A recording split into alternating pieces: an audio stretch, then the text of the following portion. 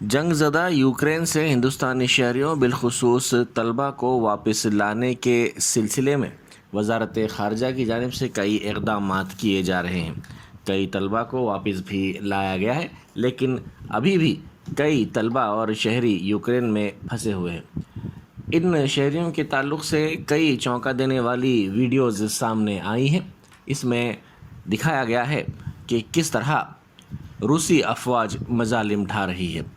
ان videos کو دیکھنے کے بعد اندازہ لگایا جا سکتا ہے کہ دنیا تیسری جنگ عظیم کی طرف پیش قدمی کر رہی ہے۔ حالانکہ اقوام متحدہ بھی اس معاملے میں خاموش ہے۔ روسی افواج کی مظالم کی ویڈیوز سوشل میڈیا پر وائرل ہو رہی ہیں۔ بتایا جاتا ہے کہ ان ویڈیوز میں کئی خواتین کے اغوا کے بھی واقعات سامنے آئے ہیں، لیکن حکومت کی جانب سے ہنوز اس سلسلے میں کوئی رد عمل سامنے نہیں آیا ہے۔ حیدرآباد کے متصل اضلاع کے آٹوز کو شہر میں داخل ہونے سے روکنے، آٹو ڈرائیورز کے خلاف کارروائی کو مظالم اور RTA عہدیداروں ٹریفک پولیس پر امتیاز کا الزام لگاتے ہوئے ریلی نکالنے کی کوشش کی گئی۔ سعید آباد کی سنگارینی کالونی سے خیرتآباد میں واقع RTA کمشنر کے دفتر تک آٹو ریلی نکالنے کی کوشش کی گئی، لیکن پولیس نے اس ریلی کو ناکام بنا دیا اور احتجاجیوں کو حراست میں لے لیا۔ اس ریلی میں شریک احتجاجیوں نے میڈیا سے بات کرتے ہوئے دعویٰ کیا کہ نلگنڈا اور دیگر اضلاع میں CNG فلنگ مراکز نہ ہونے کی وجہ سے ان کو شہر میں آنے کی صورتحال کا سامنا کرنا پڑ رہا ہے۔ BJP کے رکن اسمبلی رگھونندن راؤ کو پولیس نے حراست میں لے لیا۔ رگھونندن راؤ ریاستی اسمبلی میں دوباک حلقے کی نمائندگی کرتے ہیں۔ LB نگر ٹول گیٹ کے قریب ملک پیٹ پولیس نے انہیں حراست میں لے لیا۔ کرمن گھاٹ میں مندر کے قریب زعفرانی جماعت کی جانب سے دھرنا پروگرام میں شرکت کی اپیل کی گئی تھی، جس میں شرکت کے لیے وہ جا رہے تھے۔ اسی دوران ان کے ساتھ ساتھ اس دھرنے میں شرکت کے لیے آنے والے BJP کے دیگر قائدین اور کارکنوں کو بھی پولیس نے گرفتار کر لیا۔ ٹریفک چالانات ادا نہ کرنے والے گاڑی سواروں اور RTC بسوں کو بڑی راحت پہنچاتے ہوئے تلنگانہ پولیس نے ایک ہی وقت میں ان کو یہ چالانات کی رقم ادا کرنے کی سہولت دی ہے۔ ریاست بھر میں 6 کروڑ چالانات ہیں، جن کی رقم 1750 کروڑ روپے ہوتی ہے۔ یکم مارچ سے اس پیشکش کا آغاز ہوگا، جو 1 ماہ تک جاری رہے گی۔ پولیس ذرائع نے کہا کہ زیر التوا چالانات پر ڈسکاؤنٹ کے ذریعے عوام کو راحت پہنچانے کے سلسلے میں حکومت سے اصولی طور پر رضامندی حاصل کر لی گئی ہے۔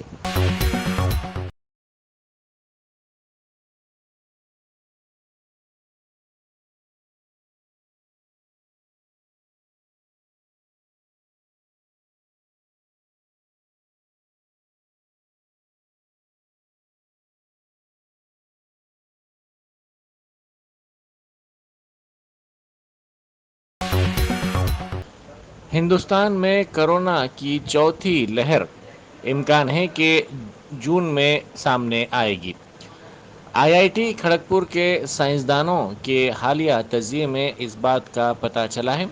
اس تجزیے میں کہا گیا ہے کہ یہ لہر آئندہ 3 تا 4 ماہ تک برقرار رہے گی۔ اس کی شدت کا انحصار کورونا کی نئی شکل کے معاملے پر ہوگا اور ملک میں ٹیکہ اندازی کے موقف پر بھی اس کی شدت منحصر ہوگی۔ یہ تحقیق پرساد راجیشور بھائی، سبارا شنکردھار اور دیگر طلباء نے کیا ہے۔ ان طلباء کا کہنا ہے کہ کووڈ-19 کی چوتھی لہر کا IIT کے میں تجزیہ کیا گیا ہے اور اس کی تفصیلات سے واقف کروایا گیا ہے۔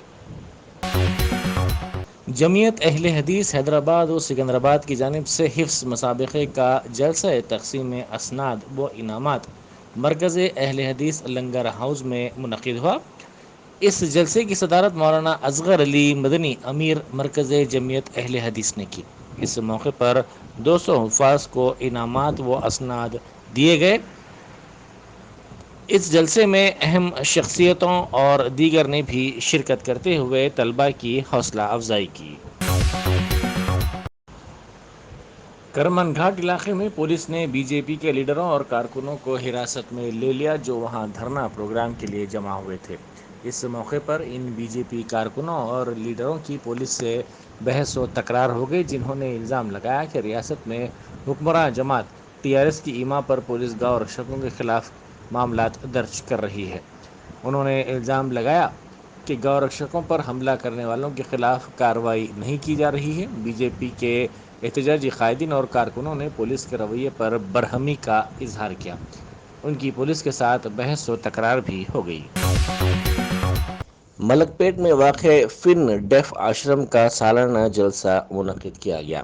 مہمان خصوصی کے طور پر بیوریجز کارپوریشن کے سابق صدر نشین دیوی پرساد نے شرکت کی۔ اس موقع پر خطاب کرتے ہوئے انہوں نے کہا کہ حکومت تلنگانہ قوت گویائی سے محروم افراد کی بہبود کے لیے مناسب اقدامات کر رہی ہے۔ Central zone crime team C C S نے جاترا کے لیے جانے پر ایک گھر کو نشانہ بناتے ہوئے چوری کی واردات انجام دینے والے شخص کو گرفتار کر لیا۔ جوائنٹ کمشنر پولیس گجاراؤ بھوپال نے بتایا کہ شکایت کنندہ گنپتی ساکن گن فاؤنڈری نے پولیس سے اپنی شکایت میں کہا کہ وہ اپنے ارکان خاندان کے ساتھ ورنگل میں ہوئی سمکا سارا لمہ جاترا میں شرکت کے لیے گھر کو خفر ڈال کر روانہ ہوئے۔ جب وہ واپس ہوئے تو انہیں یہ دیکھ کر حیرت ہوئی کہ باورچی خانے کا پچھلا دروازہ کھلا تھا اور گھر کی الماری سے 2 تولے کے طلائی زیور کے ساتھ ساتھ نقد رقم بھی غائب تھی۔ ان کی شکایت کی بنیاد پر پولیس نے ایک کیس درج کر لیا اور چوری کے مقام کا معائنہ کرنے کے بعد ملزم کو گرفتار کر لیا گیا، جس کی شناخت 27 سالہ وگنیش کے طور پر کی گئی ہے۔ جوائنٹ کمشنر پولیس سی سی ایس حیدرآباد گجاراؤ بھوپال نے کہا ہے کہ سی سی ایس کی کرائم ٹیم کا احیا کیا گیا ہے۔ اب یہ ٹیمیں پہلے کی طرح کام کر رہی ہیں۔ سی سی ایس کے لیے درکار عملے کو دستیاب کروایا گیا ہے۔ کمشنر پولیس حیدرآباد سی سی ایس پر خصوصی توجہ مرکوز کیے ہوئے ہیں۔ انہوں نے کہا کہ مہیش بینک کے معاملے کی بھی تحقیقات کی جا رہی ہیں۔ معتمد عمومی کل ہند مجلس اتحاد المسلمین سید احمد پاشا قادری نے اعتماد اردو ڈیلی کے مدیر اعلیٰ برہان الدین اویسی اور ملک پیٹ ایم ایل اے احمد بن عبداللہ بلالہ کے ساتھ ملک پیٹ فنکشن ہال میں ایم آئی ایم کے قومی صدر و رکن پارلیمان حیدرآباد اسد اویسی اور قائد مقننہ اکبر الدین اویسی کی سلامتی، حفاظت اور عمر درازی کے لیے منعقدہ دعائیہ محفل میں شرکت کی۔ اس موقع پر مجلس کے ابتدائی صدور و کارکنان بھی موجود تھے۔ ریاست تلنگانہ کے B C welfare minister گانگولا Kamalakar نے ریاستی بجٹ 2022-23 میں محکمے کے لیے مناسب بجٹ مکتب کرنے کا تعلق سے اپنے دفتر پر اعلیٰ سطح کا جائزہ اجلاس منعقد کیا۔ اس موقع پر پرنسپل سیکریٹری برا وینکٹیش کے علاوہ بی سی ویلفیئر ڈپارٹمنٹ کے اعلیٰ عہدیدار بھی موجود تھے۔ اجلاس میں پیش کیے گئے تجاویز فینانس منسٹر کو پہنچائے جائیں گے۔ امیر ملت اسلامیہ مولانا محمد حسام الدین ثانی المعروف جعفر پاشا محتمیم دارالعلوم حیدرآباد کے ہاتھوں مسجد عمر بن خطاب رضی اللہ تعالیٰ عنہ کا سنگ بنیاد محبوب کالونی وٹے پلی حیدرآباد میں رکھا گیا۔ مذکورہ مسجد ابو بکر صدیق رضی اللہ تعالیٰ عنہ ایجوکیشنل اینڈ ویلفیئر سوسائٹی کے زیر اہتمام تعمیر کی جا رہی ہے۔ اس موقع پر صدر مسجد صادق صاحب، متولی مسجد قاری محمد شفیع الرحمان، محمد رفیع اور دیگر بھی موجود تھے۔ صدر Y S R T P Y S Sharmila کے پرجا پرستھانم دورے کو خطیت دے دی گئی ہے۔ شرمیلا نے بتایا کہ یہ پیدل دورہ کا 10 مارچ سے دوبارہ آغاز ہوگا۔ واضح رہے کہ سال گزشتہ 9 دسمبر کو شرمیلا کا یہ پیدل دورہ انتخابات کے ضابطۂ اخلاق کی وجہ سے روک دیا گیا تھا۔ دورے کا دوبارہ آغاز ضلع نلگنڈے کے ہلی گودام گاؤں سے ہوگا۔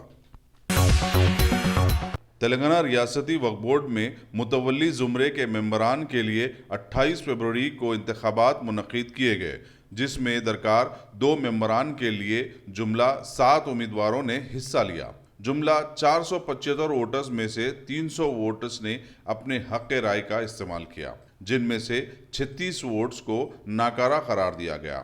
264 کارآمد ووٹوں میں سے سید اکبر نظام الدین حسینی نے 211 ووٹس اور ابو الفتح سید بندگی باشا قادری نے 36 ووٹس حاصل کرتے ہوئے اپنی کامیابی درج کروائی۔ कैटेगरी 3 में रुकने बार काउंसिल के 2 उम्मीदवार थे, जिनके इंतखाब के लिए हैदराबाद डिस्ट्रिक्ट कलेक्टर व इलेक्शन ऑफिसर एल शर्मन ने खुरा अंदाजी के जरिए जाकिर हुसैन जावेद को मुंतखब किया। इंतखाबात का ये सिलसिला शाम 6 बजे तक चला। 6:30 बजे एल शर्मन ने नतीजे का ऐलान किया। तेलंगाना के वजीर दाखिला मोहम्मद महमूद अली ने महकमे जेल के कारकर्दगी पर अपने दफ्तर पर जायजा इजलास मुनक्किद किया। इजलास में principal secretary home Ravi Gupta, DG prison Jitendra ने जेल निज़ाम में तरक्याती कामों पर वजीर दाखिला की सताइश की। महमूद अली ने तमाम जेल हुक्काम को हिदायत दी कि जेलों में किसी किस्म की तकलीफ के बगैर काम अंजाम देने को यकीनी बनाया जाए।